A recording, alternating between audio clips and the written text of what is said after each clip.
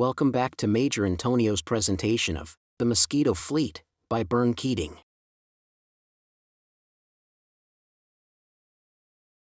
Chapter 3, Battering Down the Gate, the Western Hinge. Toward the end of 1942, as the Japanese defense of Guadalcanal was crumbling, American forces began to inch forward elsewhere in the Pacific, most notably on the island of New Guinea, almost 600 miles to the west of Guadalcanal. New Guinea is the second largest island in the world, only Greenland is larger. Dropped over the United States, the island would reach from New York City to Houston, Texas. It is big enough to cover all of New England, plus New York, Pennsylvania, Maryland, West Virginia, Ohio, Kentucky, and all of Tennessee, except for Memphis and its suburbs. Even today, vast inland areas are unexplored, and possibly some tribes in the mountains have never even heard about the white man, or about the Japanese either, for that matter. The island is shaped like a turkey, with its head and wattles pointed east. Early in the war, right after the fall of the Philippines and of the East Indies, the Japanese had landed on the turkey's back. The Australians held the turkey's belly. The Japanese had tried to cross the grim Owen Stanley Mountains to get at the turkey's underside, but tough Australian troops had slugged it out with them and pushed them back. The fight in the mountains was so miserable for both sides that everybody had tacitly agreed that the battle for New Guinea would be decided along the beaches. Splitting the very tip of the turkey's tail is Milne Bay, a magnificent anchorage. Whoever held Milne Bay could prevent the other side from spreading farther along the coast. Australians and Americans, under the command of General MacArthur, moved first, seized Milne Bay in June of 1942, and successfully fought off a Japanese landing force. A curious example of the misery the home folks can deal out to frontline fighters is the mix-up caused by the code name for Milne Bay. For some obscure reason, the Gili Gili base at Milne Bay was called Fall River. Naturally, according to the inexorable workings of Murphy's Law, if anything can go wrong, it will. Many of the supplies for Milne Bay were delivered to bewildered supply officers at Fall River, Massachusetts. Despite this foul-up, by the end of October 1942, Milne Bay was safely in the hands of the Allies and ready to support an advance along the Bird's Back. All movement had to be by sea, for there were no roads through New Guinea's jungles, and the waters around the turkey's tail were the most poorly charted in the world. Navigators of deep-draft ships were horrified to have to sail through reef and rock-filled waters, depending on charts with disquieting notes like reef possibly seen here by Entrecasteaux in 1791. No naval commander in his right mind would commit deep-draft ships to such uncharted and dangerous waters for nighttime duty, which means that the Times and the coastal waters of eastern New Guinea were made for PT boats, or vice versa. On December 17, 1942, less than a week after the PTs of Tulagi had fought the last big battle with the incoming Tokyo Express, the PT tender Hilo towed 2 torpedo boats into Milne Bay and set up for business. Other PTs followed. For 7 more months, motor torpedo boats were to be the entire surface striking force of the U.S. Navy in the Solomon Sea around the tail of the New Guinea turkey. By the time the Hilo had arrived at Milne Bay, the fight for the turkey's back had moved 200 miles up the coast to a trio of villages called Buna, Gona, and Sanananda. 200 miles is too long a haul for PT boats, so the Hilo stayed at Milne Bay as a kind of rear base, the main striking force of PTs moving closer to the fighting. They set up camp at Tufi, in the jungles around Oro Bay, almost within sight of the Buna battlefield, and began the nightly coastal patrols that were to stretch on for almost 2 weary years before all of New Guinea was back in Allied hands. First blood was drawn on Christmas Eve. Ensign Robert F. Lynch celebrated the holiday by taking out the PT-122 for a routine patrol, looking for small Japanese coasters or submarines running supplies and reinforcements into Buna. The night was dark and rainy, and the PT chugged along without much hope of finding any action. PTs had no radar in those days, and a visual lookout was not very effective in a New Guinea downpour. Even in New Guinea, however, the rain cannot go on forever. When the rain clouds parted, a bright moon lit up the sea, and a lookout snapped to attention. "Submarine," he hissed. "Dead ahead, a submarine." Hove to on the surface was a Japanese I-boat, probably waiting for Japanese small craft to come from the beach for supplies, or else recharging its batteries, or probably both. Ensign Lynch began his silent stalk and closed to 1,000 yards without alarming the submarine's crew. He fired 2 torpedoes and kept on closing the range to 500 yards, where he fired 2 more. The submarine went up in a geyser of water, scrap iron, and flame. Ensign Lynch thought he saw a dim shape beyond his victim and was alert when another surfaced. I-boat shot 4 torpedoes at him. He slipped between the torpedo tracks, but could do nothing about retaliating because he had emptied his tubes. He had to let the second I-boat go. Post-war assessment gives Ensign Lynch a definite kill on this submarine. The same Christmas Eve, 2 other PTs from the Oro Bay base sank 2 barges full of troops. Ensign Lynch's torpedoing of the submarine, the first combat victory of the PT fleet in New Guinea waters, was a spectacular triumph, but the sinking of 2 barges was much more typical of the action to come. The terrible attrition of ships in the Guadalcanal fight had left the Japanese short of sea transport. Besides, Allied airmen made the sea approaches to New Guinea a dangerous place for surface craft in daylight. Nevertheless, the Japanese had to find some way to supply their New Guinea beachheads by sea or give them up, so they began a crash program of barge construction. The barges were of many types, but the most formidable was the Daihatsu, a steel or wooden barge, diesel-powered, armored, heavily armed with machine guns or even with automatic light cannon. They could not be torpedoed because their draft was so shallow that a torpedo would pass harmlessly under their hulls. They could soak up enormous amounts of machine gun fire and could strike back with their own automatic weapons and the weapons of soldier passengers. A single Daihatsu could be a dangerous target for a PT. A fleet of Daihatsus, giving each other mutual fire support, could well be too much to handle even for a brace of coordinated PTs. The naval war around New Guinea became a nightly brawl between Daihatsu and PT, and the torpedo function of the PT shriveled. Eventually, many of the boats abandoned their torpedo tubes entirely and placed them with 37mm and 40mm cannon and extra 50 caliber machine guns, fine weapons for punching through a Daihatsu's armor. The PT in New Guinea gradually changed its main armament from the torpedo, a sledgehammer type of weapon for battering heavy warships, to the multiple autocannon, a buzzsaw type of weapon for slicing up small craft. At the Bunagona-Sanananda battlefield, the Japanese were dying of starvation. It was the story of Guadalcanal again. With supply from the sea cut off by aggressive American patrols, the Emperor's infantry, no matter how desperately brave, could not stand up to a long campaign. The night between January 17th and 18th, the Roaring 20, PT-120, caught 3 barges trying to slip out of Sanananda. The PT recklessly took on all 3 in a machine gun duel, sank 2 of them, and set the 3rd afire.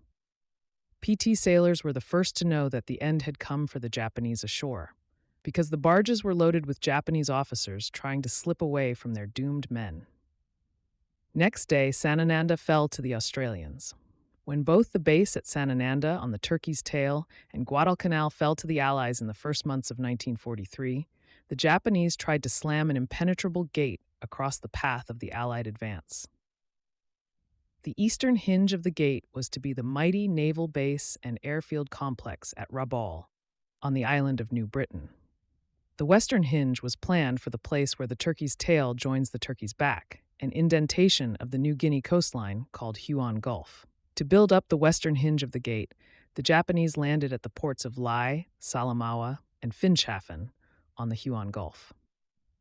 The Japanese wanted Huon Gulf so badly that they even dared send a fleet of surface transports to ferry 6,900 reinforcements across the Bismarck Sea to New Guinea. The convoy run was daring because it would be within reach of land-based Allied bombers almost the whole way. Escorting the 8 transports were 8 destroyers, veterans of the Tokyo Express. Tanaka, however, was no longer with them.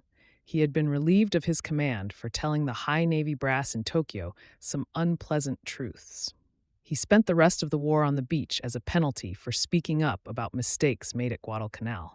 The Japanese convoy sailed from Rabaul at the eastern hinge of the gate on March 1st, under cover of a terrible storm, which the ship's captains hoped would ground Allied bombers. On March 3rd, the storm lifted unexpectedly. The seasick soldiers felt slightly less miserable. In Japan, March 3rd is Dolls' Day, a sentimental family holiday when little Japanese girls dress up their dolls and parade them about the streets under the fond eyes of admiring fathers. Many of the soldiers were depressed at being on such a martial mission on Dolls' Day. So their officers passed out candy as a little touch of holiday. The officers did not tell the soldiers that the lifting of the storm had been a disaster, that an Allied snooper had already spotted the convoy, and that Allied bombers were almost surely on the way. Worse was on the way than ordinary bombers. Back in Australia, the American bomber force had been working on a new dirty trick, and bomber pilots were eager to try it on the transports crowded with candy-munching soldiers. Mechanics had torn out all the bombardier equipment from the nose of B-25 attack bombers and had mounted 8 50-caliber machine guns. Under each B-25, they had slung 2 500-pound bombs, armed with 5-second delay fuses. The idea was to make a low-level bombing run, so as to skip the bombs across the water like flat stones. The delayed action fuses were to keep the bombs from detonating until they had slammed into the ship's sides. When the snooper reported the convoy, it sounded to Allied bomber pilots like the perfect target for testing the new weapon. While fighters and high-level bombers kept the Japanese convoy occupied, the converted B-25s came at the Japanese so low that the blast of their propellers churned the sea. The Japanese skippers thought they were torpedo bombers, which they were in a sense, and turned into the attack to present the narrowest possible target, a wise maneuver ordinarily, but this also made the ships the best possible targets for the long, thin pattern of the machine gun ripsaws mounted in the bombers' noses. The ships were ripped from stem to gudgeon by the strafing runs. Then, when the pilots were sure the anti-aircraft gun crews had been sawed to shreds, the low-flying B-25s charged at the ship's broadside and released the skip bombs, which caved in hull plates at the waterlines and let in fatal doses of seawater. It was almost impossible to miss with a skip bomb. By nightfall, the Bismarck Sea was dotted with rafts, lifeboats, and swimmers clinging to the debris of sunken ships. Only darkness stopped the slaughter from the air. After that sunset, however, the slaughter from the sea became more grisly than ever. 8 PTs from New Guinea, under Lieutenant Commander Barry K. Atkins, fought their way to the battle zone through the heavy seas in the wake of the storm which had so treacherously deserted the Japanese convoy. Just before midnight, they spotted the burning transport Oigawa Maru. PT-143 and PT-150 each fired a torpedo and blew the transport out of the water. The PT sailors searched all night but could find no other targets, largely because almost all of them were already on the floor of the Bismarck Sea. When the sun came up, they had targets enough, but of a most distasteful kind. The sea was swarming with Japanese survivors, and it was the unhappy duty of the PTs to try to kill them to the last man, so that they could not get ashore on nearby New Guinea. On March 5th, the same 2 PTs that had sunk the Oigawa Maru jumped a Japanese submarine picking up survivors from 3 boats. The PTs charged, firing torpedoes, but they missed the crash-diving submarine. Then they were presented with the hideous problem of what to do with the 100 helpless soldiers who watched fearfully from the 3 boats.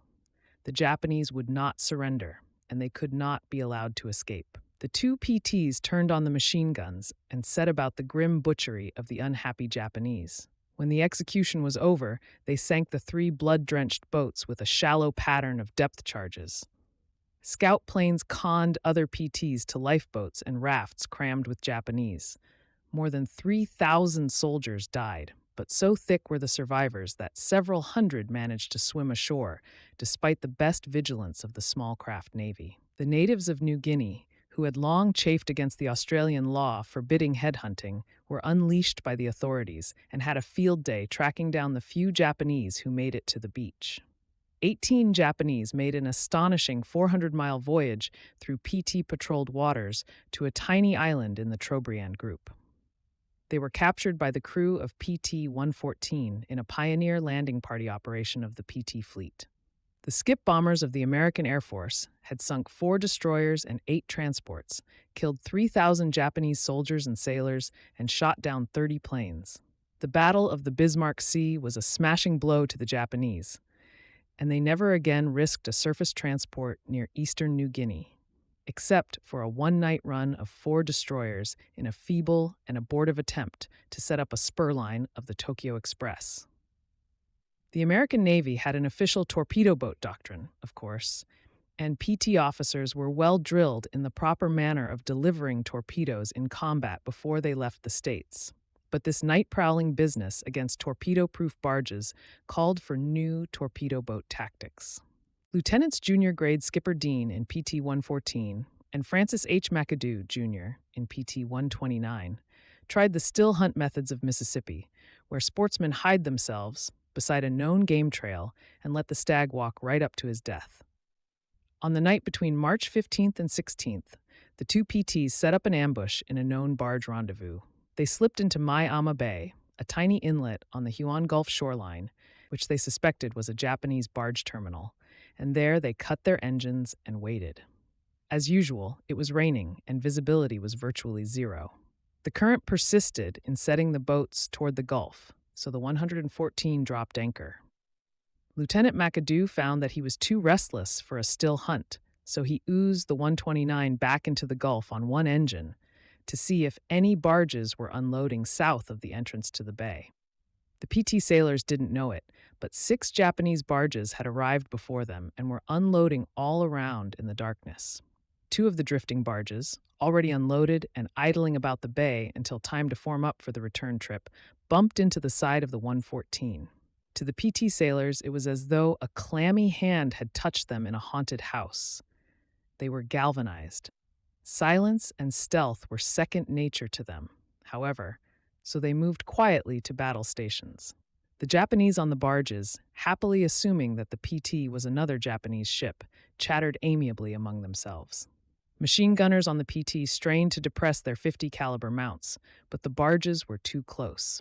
Sailors quietly cocked submachine guns instead. At the skipper's signal, with blazing Tommy guns, the crew hosed down the decks of the 2 Daihatsus that were holding the PT in their embarrassingly close embrace. The PT anchor was snagged to the bottom, so a sailor parted the line with an axe, and the PT tried to put a little distance between itself and the Japanese. The aft .50 calibers sank one barge, but the other caught under the bow of the PT and plugged its escape route. Skipper Dean solved the problem by shoving the throttles up to the stops and riding over the barge, which swamped and sank under the PT's weight. The 114, once free from the 2 Daihatsus, turned back into the inlet with guns roaring.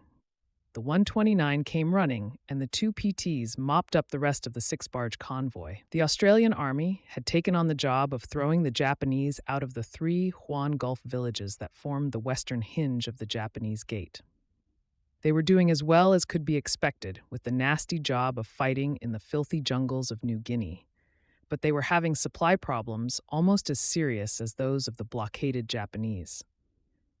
The Allies had no beachhead near the Australians, and supplies, in miserly quantities, had to be flown to a jungle airstrip and packed to the troops by native bearers. The PT Fleet in New Guinea had become so sophisticated by this time that it had acquired a formal organization and an overall commander, a former submarine skipper named Morton Mumma. Aboard one of his PTs, Commander Mumma had gone poking about the little-known shoreline around the Huon Gulf. Mort Bay was named for him because he first explored it, and he had found a fine landing beach at Nassau Bay. The beach was right under the nose of the Japanese garrison at Salamaua, it's true, but it was also temptingly handy to the Australian lines. On the last day of June 1943, 3 PTs packed a company of riflemen on their deck.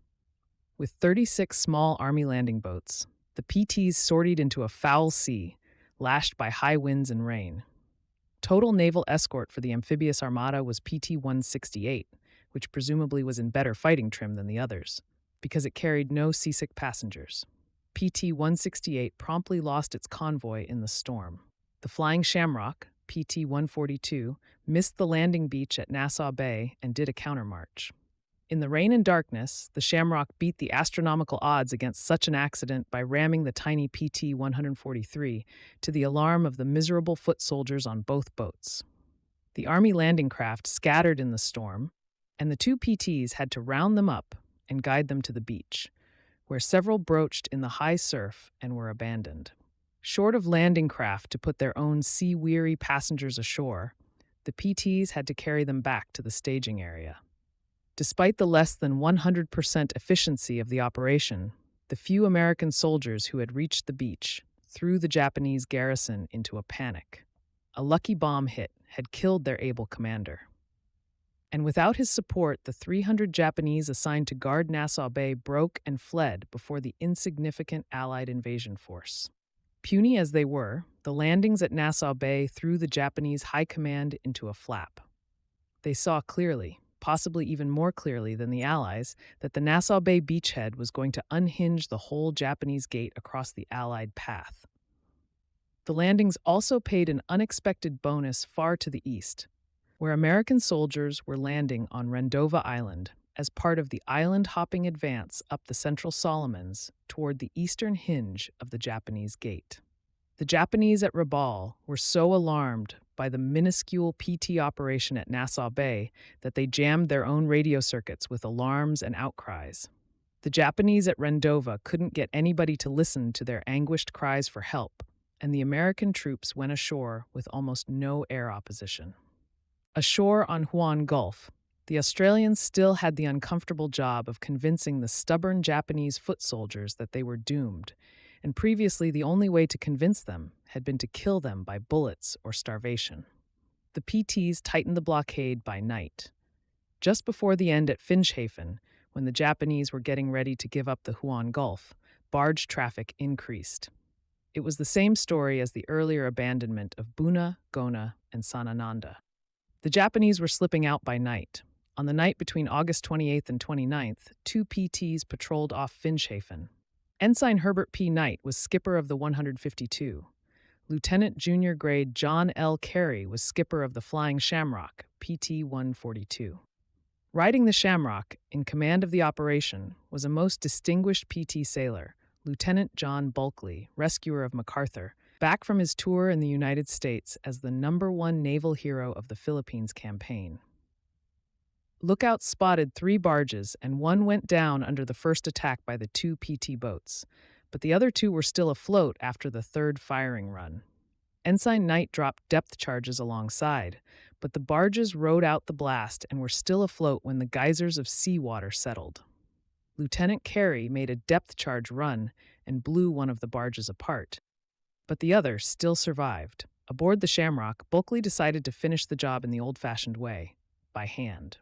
For the first time in this century, with a cry of "Boarders away," a U.S. Navy boarding party, weapons in hand, swarmed aboard an enemy craft. One Japanese made a move in the darkness, and Lieutenant Bulkley blew him down with a .45 automatic. The other passengers, 12 fully equipped soldiers, were already dead. The boarders picked up what documents and equipment they thought would be interesting to intelligence and reboarded their PT. The 152 pumped 37mm shells into the barge until it slid under the water. Ashore, intelligence captured the diary of a Japanese officer named Kobayashi. Under the date of August 29, 1943, was the entry: "Last night, with the utmost precaution, we were without incident transported safely by barge between Sio and Finschhafen. So far, there has not been a time during such trips when barges have not been attacked by enemy torpedo boats. However, it was reported that the barge unit which transported us was attacked and sunk on the return trip last night, and the barge commander and his men were all lost." The PT blockade at sea and the Australian drive ashore pinched the Japanese hard, and on September 16th, Australian infantrymen walked into a deserted Finschhafen. The western hinge of the gate had been broken. This concludes today's reading of The Mosquito Fleet by Bern Keating, presented by Major Antonio.